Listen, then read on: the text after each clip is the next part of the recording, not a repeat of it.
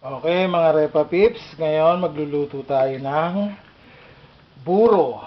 Burong dalag. Ayan yun, no? Kita nyo naman. Kailangan ng maraming bawang. Isa-isa lang yan. Bawang Ilocos yan. Kaya sinabi dyan yung mga Taiwan na malalaking bawang na Taiwan. Supotski yun. Yan, gisa-gisa lang. O susunugin. Tapos lalagay na natin ang ating dalag.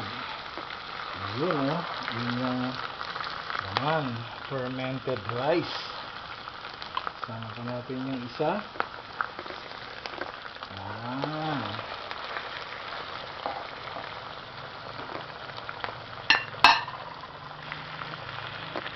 Isa natin yung apoy.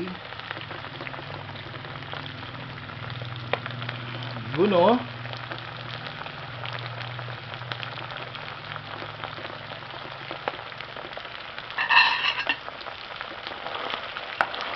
Ayan natin siya.